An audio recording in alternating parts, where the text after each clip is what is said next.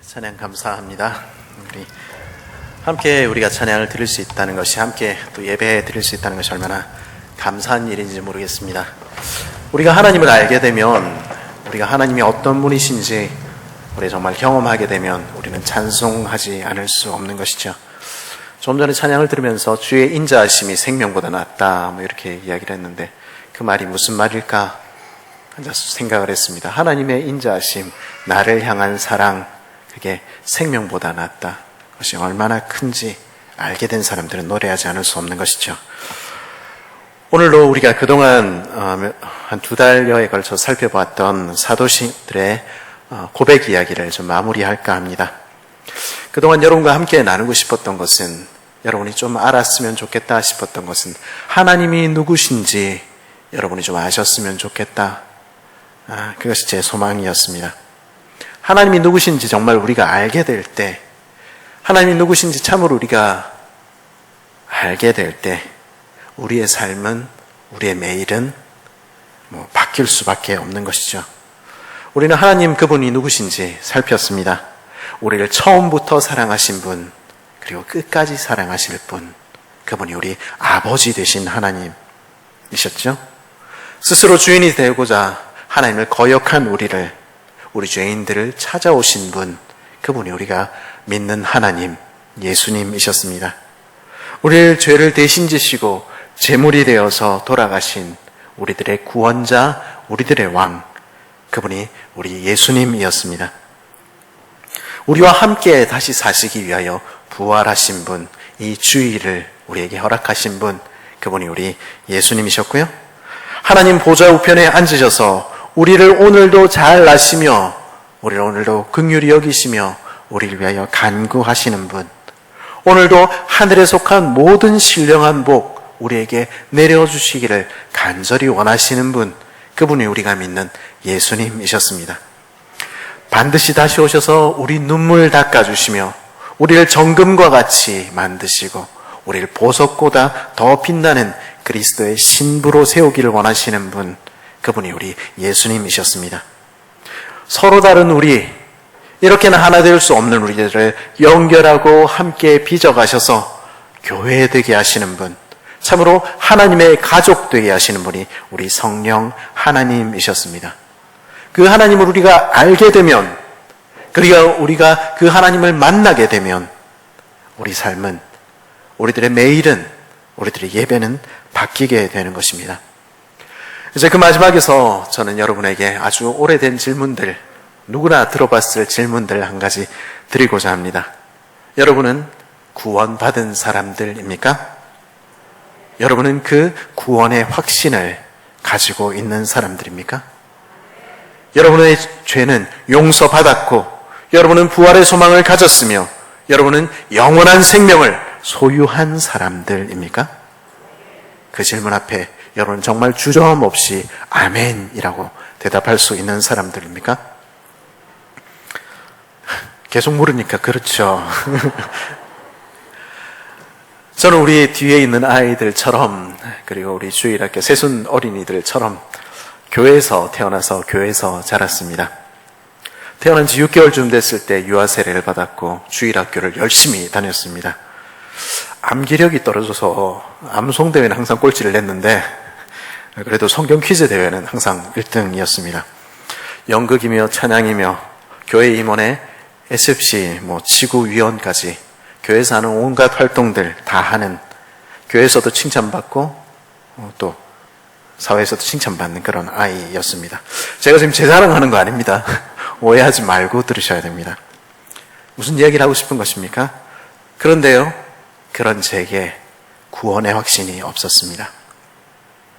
제가 죄인임을 깨달으면 깨달을수록 그 확신은 점점 사라졌습니다. 나는 하나님의 부활에 참여할 수 있을 것인가? 나는 영원한 생명을 정말로 소유했을까? 자신이 없었습니다. 그래서 제 친구들이 전부 입교를 할 때 나는 이번에는 안 되겠어 이야기했습니다. 그 다음에도 나는 이번에는 안 되겠어 말했습니다. 저는 죄인이었으니까요. 내 죄가 용서받을 수 있을까? 확신할 수 없었으니까요. 저는 용서받을 수 없는 죄인처럼 느껴졌습니다. 지옥이 제게 더 어울리는 곳 같았습니다. 우리는 우리 자신이 죄인이라 생각하며 살지 않습니다. 교회에서 그렇게 가리키니까 입으로는 그렇게 죄인입니다 이야기하지만 정말로 죄인일까? 그렇게 생각하지는 않는 것입니다. 나는 용서를 빌어야만 한다. 나는 이 죄의 문제를 해결해야만 한다. 그런 간절함이 우리에게 잘 없는 것이죠. 내가 무슨 죄인이야? 내가 무슨 특별히 잘못했어? 남들 다 그렇게 살잖아. 우리 그렇게 살아가는 것입니다. 정말로 우리에게는 죄가 없는 것일까요? 제가 아는 어떤 분의 이야기를 좀 들려드리고자 합니다. 그분도 그렇게 생각했습니다. 내가 무슨 죄인이야? 내가 무슨 남들보다 특별한 죄를 지어서 죄인이라는 그런 얘기 좀 하지 마. 짜증나게. 그렇게 생각하고 살았다고 얘기했습니다. 남들과 사이좋게 지내며 남들과 웃고 떠들며 주위 사람들과도 잘 지내며 나는 아무 문제 없다고 그렇게 생각하며 살았다고 했습니다. 그래서 경찰의 사이렌 소리가 들리고 조사위원회가 꾸려져도 뭔가 잘못된 거 아니야? 내가 무슨 죄인이야? 소리쳤다고 얘기했습니다. 화를 내기도 했다고 얘기했습니다. 그러나 남겨진 친구의 유서에서 다른 사람의 이름과 함께 내 이름이 적혀 있는 것 발견했을 때 하루, 이틀, 일주일, 2주일, 한 달, 2달 구치소에 갇혀 재판을 기다리면서 법정에서 검사가 하나하나 조목조목 내가 죄인이라고 고발하는 걸 들으면서 덜컥 그 마음에 내가 죄인일 수도 있겠다 하는 생각 갖게 되었다고 했습니다. 법정에서는 무죄로 풀려났습니다.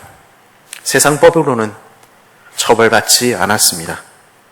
하지만 죽은 내 아들 살려내라 하는 이야기를 그 어머니의 눈물을 보았을 때 죽은 그 친구가 느꼈을 고통, 그 아픔, 그 절망이 내 마음에 와서 닿았을 때 잠을 이루지 못하고 고통하는 밤들을 보냈다고 얘기했습니다. 내가 어떻게 해도 그 죄의 결과를 돌이킬 수 없다는 사실을 발견했을 때 나는 정말로 용서받을 수 없는 죄인이구나. 나는 정말로 용서받을 수 없는 죄인이구나. 그렇게 고백하게 되었다고 그제서야 내가 죄인이라는 뜻이 무슨 뜻인지 알게 되었다고 이야기했습니다. 우리는 우리에게 죄 지은 자들, 우리 마음에 상처를 준 사람들 아주 잘 기억합니다. 어린 시절 술 마시고 난장을 부리던 아버지를 본 자녀들은 평생 그 기억을 마음에 품고 살아갑니다. 폭력에 노출된 아이들은 그 비슷한 상황만 만나도 움츠려듭니다. 사랑받지 못한 아이들은 나이가 들고 그들이 부모가 되어도 그 기억에서 때로는 헤어나지 못하는 것 보게 됩니다. 계기만 생기면 그 기억이 나를 사로잡아 움짝달싹 못하게 하는 것들, 나도 그런 부모가 될까봐 결혼 못하겠다 이야기하는 고백들 듣게 되기도 합니다. 부모가 되었는데도 내게서 내 아버지의 모습이 드러났을 때, 내 어머니의 모습이 드러났을 때 절망하며 그렇게 살기도 합니다. 그런 그들을 어떻게 용서할 수 있을까요?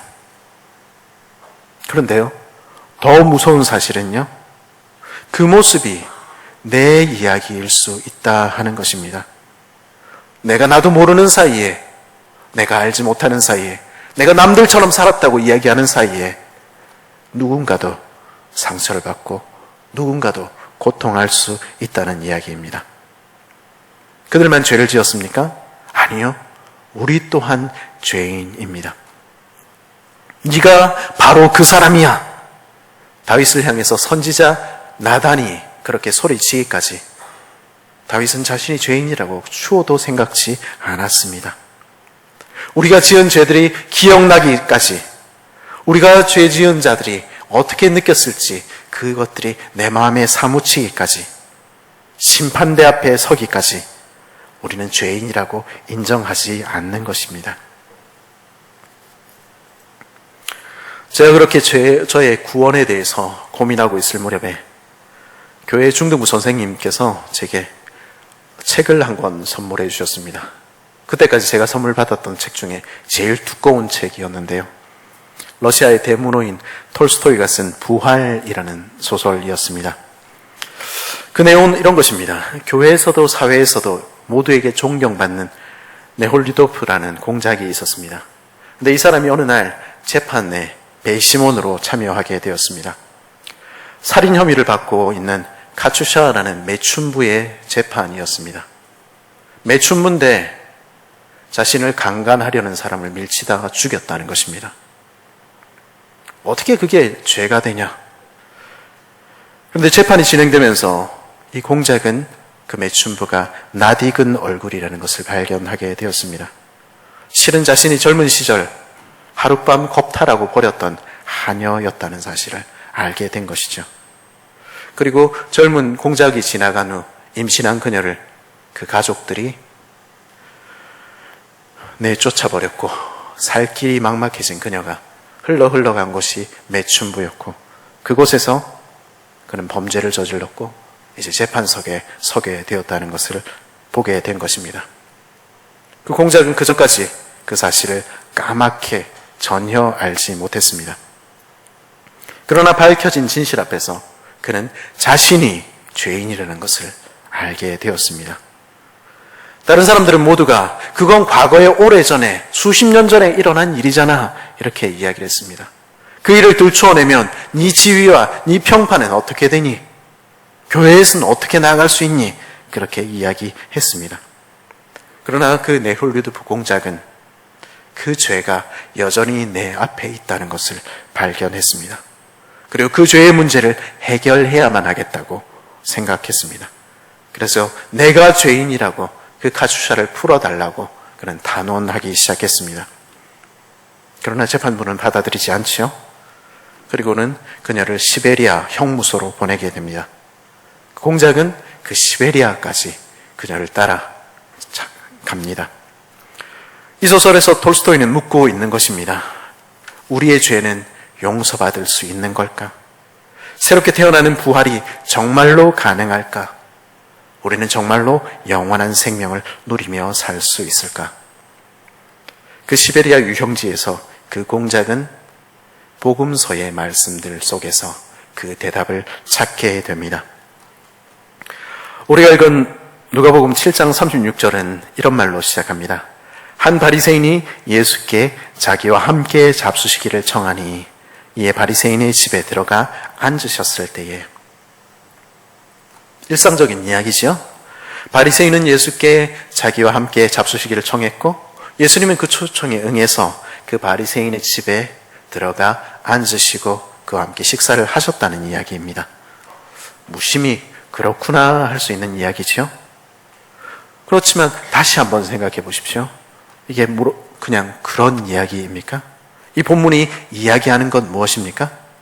그 바리새인 시몬은 알지 못했지만 그는 예사로 생각했지만 그는 하나님을 자기 집에 초청했고 하나님께서 그 집에 찾아가셨다는 것입니다. 하나님께서는 그를 사랑하셨고 그를 만나기를 원하셨고 그래서 그의 집에 찾아오셨다 하는 것입니다. 그런데요, 이 바리새인 시몬은 좀 이상한 사람 같습니다. 손님 초대해놓고도 발 씻을 물도 주지 않고 인사하며 입도 맞추지 않고 감람류도 붓지 않습니다. 이것은 당시의 유대인들에게는 귀한 손님을 맞아들일 때 당연히 해야 하는 일입니다. 환대의 기본입니다. 그런데 그거 하지 않는 것입니다. 이 시몬은 하나님을 자기 집에 초청해 놓고도 하나님을 만나는 자리에 나와 놓고도 하나님을 영접하지도 예배하지도 않은 것입니다. 왜 그렇습니까? 그 이유는 하나, 그는 자기가 죄인이라는 사실을 알지 못했기 때문이었습니다. 39절 말씀 우리 같이 한번 읽어볼까요? 39절 말씀 시작. 예수를 청한 바리새인이 그것을 보고 마음에 이르되 이 사람이 만일 선지자라면 자기를 만지는 이 여자가 누구며 어떠한 자 곧 죄인인 줄 알았으리라 하거늘. 이 여자는 가까이 할 수 없는 죄인이라는 것이죠. 선지자라면 이런 여자랑은 상종도 하면 안 된다는 것입니다. 거꾸로 하면 무슨 말입니까? 나는 의인이라는 것입니다. 선지자들의 후예라고 불렸던 바리새인들을 거기에 속한 나는 의인이라는 것입니다. 시몬은요, 자기가 죄인이라고 생각지 않았습니다. 그러니 사죄의 은총을 갈망할 필요도 없었습니다. 아쉬울 게 없지 않습니까? 그는 하나님을 필요로 하지 않았던 것입니다. 내 힘으로 내가 돈 벌어서 내가 잘 사는데, 내가 아무 문제 없는데, 그러니 하나님이 그 집에 오신다 한들, 예배의 자리에 나온다 한들 그 마음은 조금도 움직이지 않는 것입니다. 그 허리는 꼿꼿이 세워진 채 굽혀질 줄 모르는 것입니다. 간구할 것도 감사할 것도 없는 것이죠. 누가복음 18장에는 그런 바리새인의 기도가 등장합니다. 바리새인은 서서 따로 기도하며 이르되 하나님이여, 나는 다른 사람들 곧 토색, 불의, 간음을 하는 자들과 같이 아니하고 이 세리와도 같이 않음을 감사하나이다. 나는 이 죄인들과 같이 않음을 감사합니다. 이 세리들과 같이 않음을 감사합니다. 나는 의인입니다. 그것이 그의 신앙, 그의 기도였던 것입니다. 이 사람이 만일 선지자라면 죄인을 멀리해야지. 그 말 속에 담긴 그의 신앙은 단지 도덕적이고 윤리적인 종교일 뿐입니다.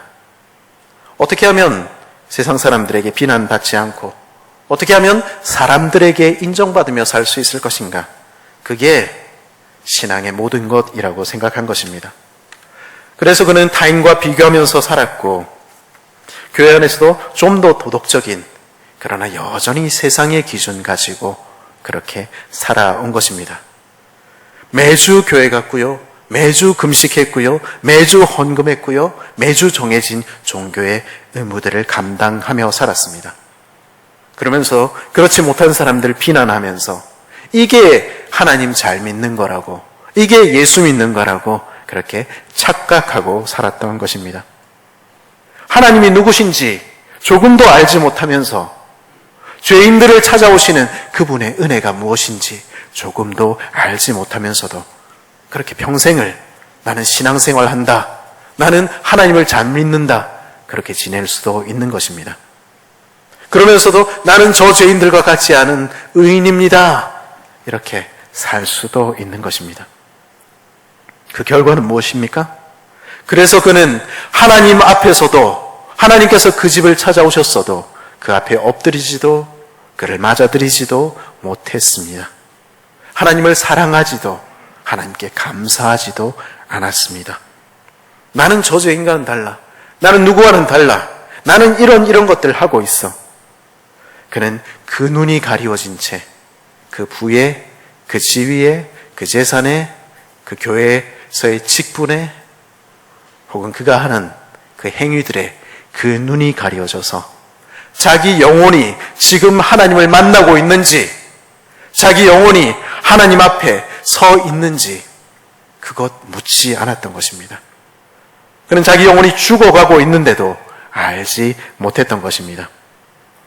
나는 죄인 아니야, 내가 무슨 죄인이야, 바리새인 시몬이 외쳤듯이 오늘도 많은 사람들은 그렇게 소리치고 있는 것입니다.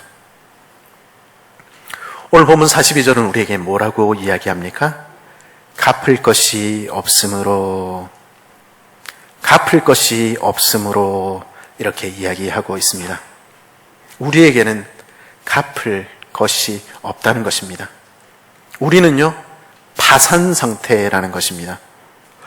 500데나리온 빚진 저 죄인만이 아니라 50데나리온밖에 빚진 것이 없다고 나는 의인이라고 주장하는 나도 갚을 것이 없는 인생에 불과하다는 것입니다.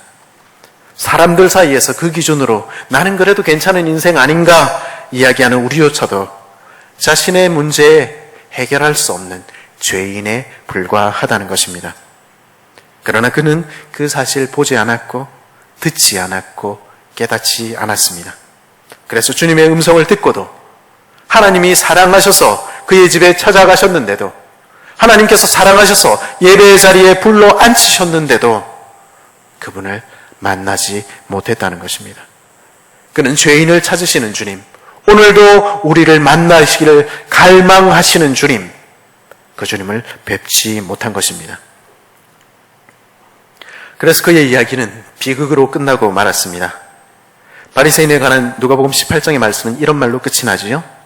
내가 너희에게 이르노니 이에 저 바리새인이 아니고 이 세리가 의롭다 하심을 받고 그의 집으로 내려갔느니라.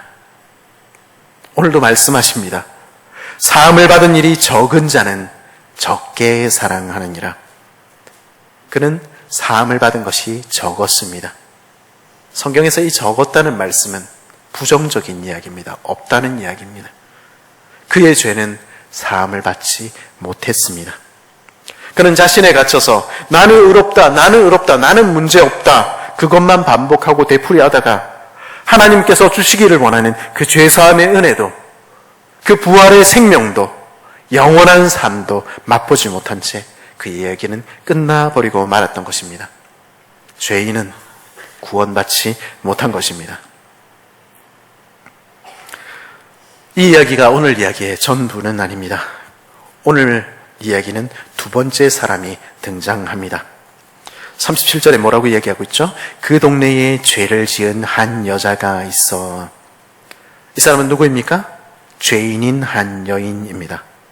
그녀가 무슨 죄를 지었는지 성경은 정확히 말하고 있지 않습니다.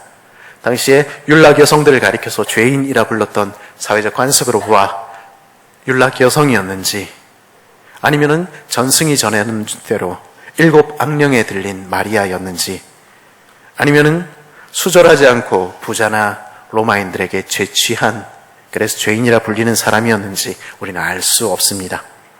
그러나 분명한 것은 그녀는 당시 사람들에게 죄인이라 불리던 사람이었다는 것입니다. 아마 오늘날에는 그런 이 여인을 바라보는 시각이 좀 다를지 모르겠습니다. 특별히 여성주의자들 시각에서는 그녀를 죄인으로 몰아가던 당시 사회가 잘못됐다 이야기하며 그녀는 피해자라고 말할지도 모르겠습니다. 그럴지도 모르죠.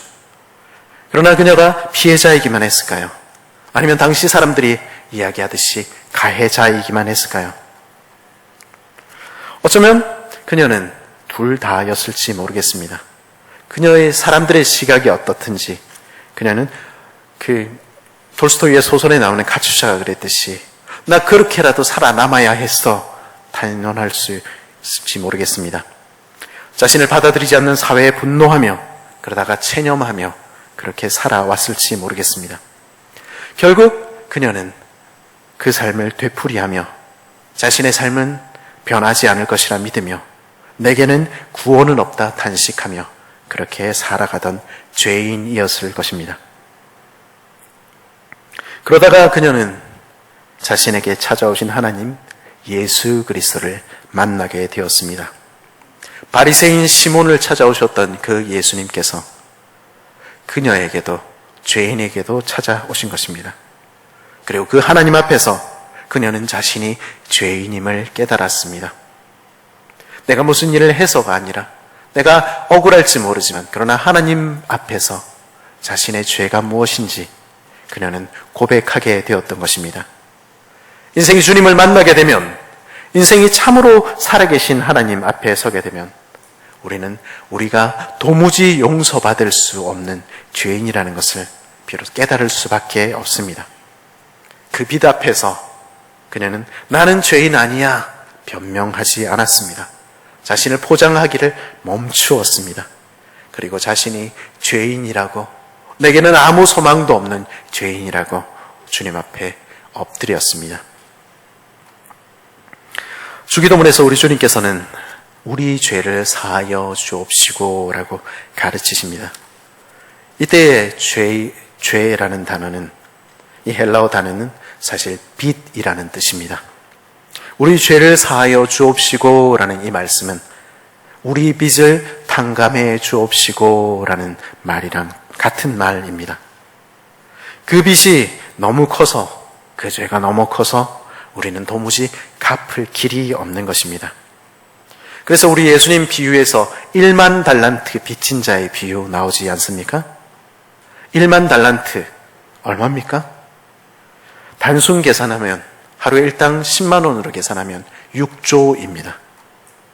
돈의 크기가 문제가 아니라 평생 아니 무엇을 해도 그 죄 갚을 길 없는 죄인이라는 뜻입니다. 그녀에게는 그 죄에서 그 빚더미에게서 벗어날 길이 조금도 없었습니다. 그녀는 자신이 도무지 용서받을 수 없는 죄인이라는 사실을 깨달았던 것입니다. 그것은 우리 역시 마찬가지일지 모르겠습니다. 우리가 설령 그 말씀에 비답해서 우리가 죄인이라는 것을 깨닫게 된다 하더라도 우리에게는 거기서 헤어나올 능력이 없는 것입니다.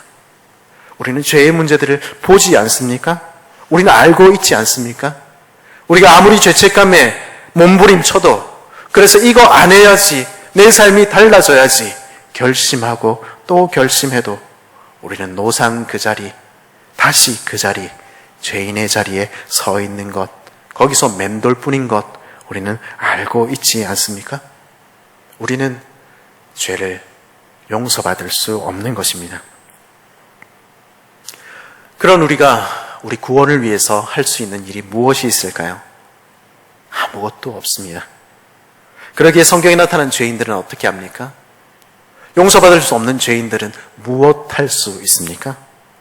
성경에 나오는 문둥병자들, 소경들, 절름발이들, 죄인들, 중풍병자들, 그 삶에서 그 자리에서 일어날 수 없는 이들, 성경에서 그들은 무엇이라 말합니까?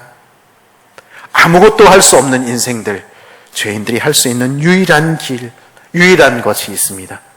그것은 겸손히, 아니 처절하게 우리들의 구원자 다윗의 아들 예수님 발 앞에 엎드려 부르짖는 것입니다. 하나님의 아들 예수여 나를 불쌍히 여기소서. 하나님의 아들 예수여 나를 불쌍히 여기소서. 성경은 그 고백들로 가득 차 있는 것입니다. 다른 무엇 할 수 없기에 그저 하나님의 자비만을 구하는 것입니다. 그리고 그 부르짖음은, 그 하나님 앞에 엎드리는 것은 인생이 할 수 있는 가장 위대한 일입니다. 인생이 할 수 있는 그 어떤 위대한 일보다 가장 위대한 일은 우리가 주님 앞에 엎드리는 것. 내가 죄인입니다. 나를 용서해 주옵소서 하고 주님께 간구하는 것입니다. 왜냐하면 우리 주님께서는 주님의 이름을 부르는 자들을 결코 모른다 하시지 않으시는 주님이시기 때문입니다. 그리고 그 죄인들을 위하여 오신 하나님이시기 때문입니다. 용서는요, 죄인에게만 베풀어지는 하나님의 은총입니다. 죄인이 아닌 사람들은 그 선물이 무엇인지 알지 못하는 것입니다. 41절 말씀은 우리에게 뭐라고 이야기합니까? 갚을 것이 없으므로 탕감하여 주었으니, 갚을 것이 없는 인생들에게, 갚을 것이 없는데 무슨 일을 해서라도 갚아라 추심하는 대신에, 무슨 일이라도 네가 좀 해야 되지 않냐 꾸짖는 대신에 긍휼이 풍성하신 우리 하나님께서는 탕감해 주셨다는 것이 복음입니다. 500달란트, 500데나리온 빚진 사람이든 50데나리온 빚진 사람이든 아니면 1만 달란트를 빚진 자든 누구든지 다 내게로 나아오너라. 내가 너희 빚을, 너희 죄를 탕감해 주마. 우리 주님은 그렇게 오늘도 우리를 부르시고 계시는 것입니다. 주님께서는 그 모든 죄를 다 탕감해 주셨습니다. 자비하신 주님께서는 이러므로 내가 내게 말하노니 너의 많은 죄가 사하여졌도다. 그렇게 말씀하신 것입니다. 죄를 지은 그 여인을 향하여, 그리고 오늘 주님의 발 앞에 엎드리는 우리를 향하여 내 죄의 사함을 받았느니라 선언하시는 것입니다. 그녀의 죄를 사하여 주셨고, 그리고 우리의 죄를, 우리 한 사람 한 사람 우리 모두의 죄를 단번에 그리고 영원히 사하여 주신 것입니다. 그것이 은혜요, 그것이 복음이요, 그것이 구원입니다. 그런 주님을 보고 함께 앉은 자들이 속으로 말했습니다. 함께 앉아있는 자들이 속으로 말하되 이가 누구이기에 죄도 사하는가? 이 사람이 누구이기에? 이분이 누구이기에? 그분이 2000년 전에 그분이 우리와 무슨 상관이 있기에 우리의 죄가 용서받습니까? 우리 주님 대제사장이셨습니까? 아니요. 당시의 죄사함은 대제사장의 특권으로 알려져 있었습니다. 하지만 인생에 불과한 그 제사장이 무슨 수로 다른 사람의 죄를 용서할 수 있습니까? 그들은 단지 하나님의 약속에 근거하여 그분이 너희 죄를 사하실 것이다 선포할 수 있을 뿐이었습니다. 그들은 죄를 없이 할 수 없었습니다. 우리 주님은 전능하신 하나님, 왕이신 하나님입니까? 네, 분명 그러합니다. 그러나 우리 하나님은 공의로 세상을 다스리셔야 하는 하나님이십니다. 아무런 대가 없이 그 죄를, 그 빚을 없이 하실 수 없는 것입니다. 그래서 우리 주님은 어떻게 하셨습니까? 그래서 우리 예수님께서는 어떻게 하셨습니까? 그래서 그분은 자신이 대신 죽어 주신 것입니다.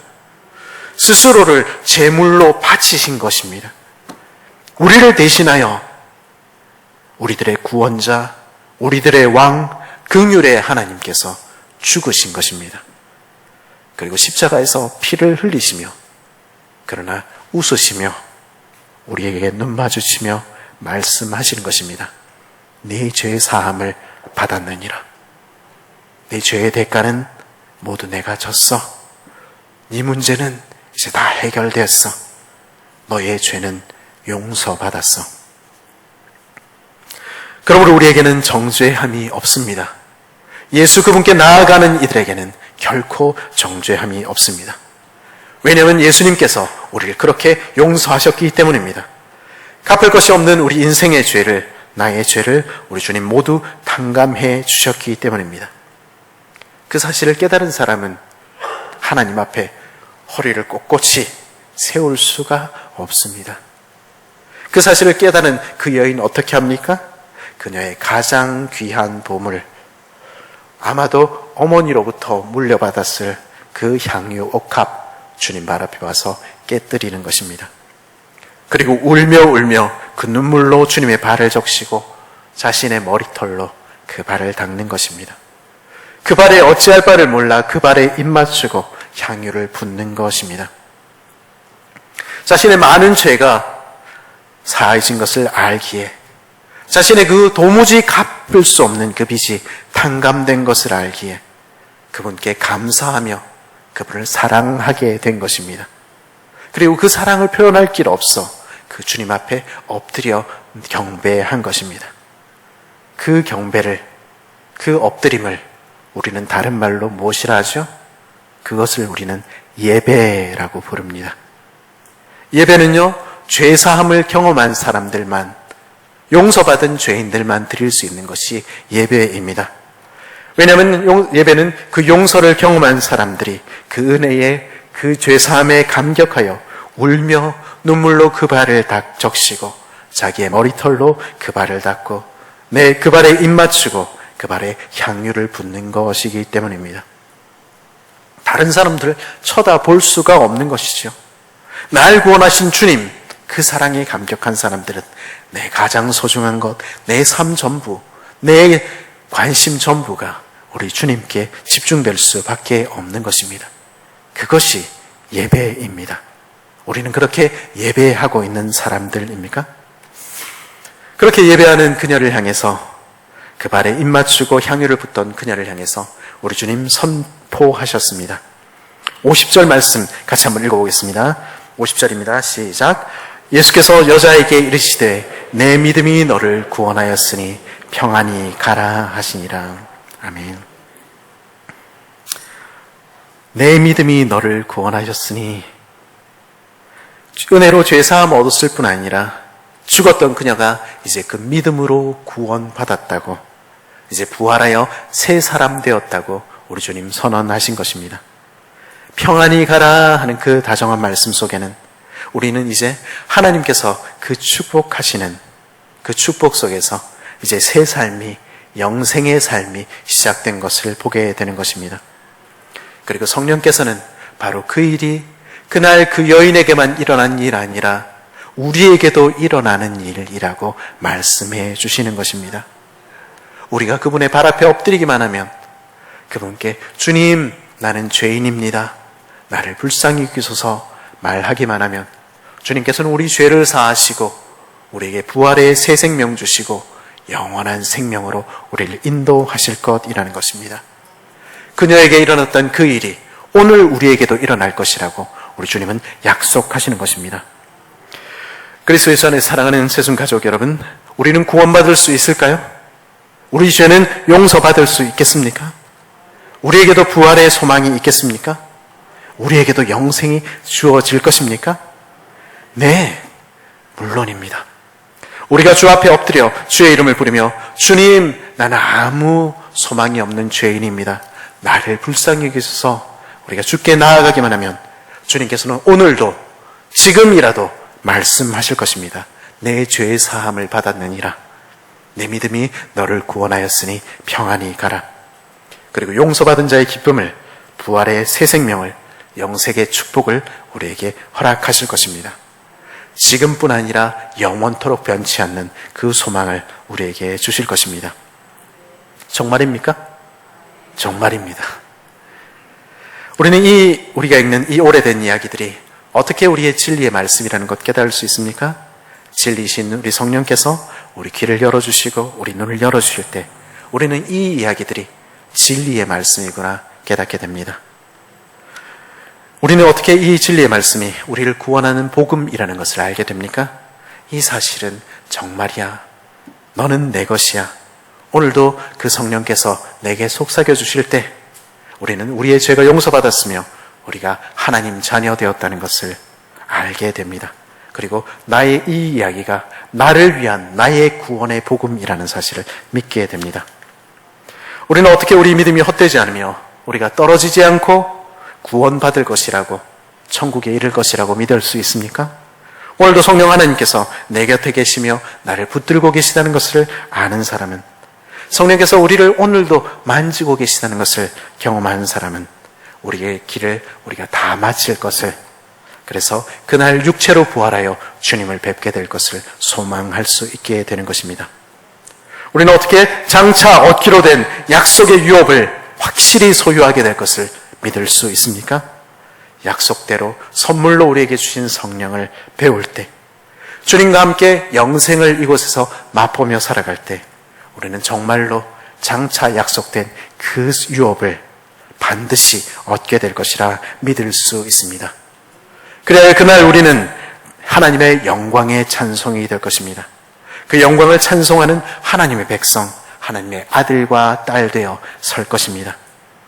우리는 우리 예배 가운데 임하셔서 오늘도 우리를 찬송케 하시는 하나님, 오늘도 우리에게 다가오시는 그 하나님, 그분을 경험할 때 그날의 기쁨도 믿을 수 있는 것입니다. 그러기에 우리는 고백합니다. 나는 죄를 용서받는 것과 육체의 부활과 영생을 믿습니다. 나는 그 일을 깨닫게 하시고 내게 적용시키시고 나를 인도하시고 그 기업의 보증이 되신 성령 하나님, 마침내 나를 영광의 찬송이 되게 하실 그분을 믿습니다. 오늘 내가 무슨 죄를 지었는가? 나는 죄인이 아닌 것 같은데 그렇게 이야기하고 있습니까?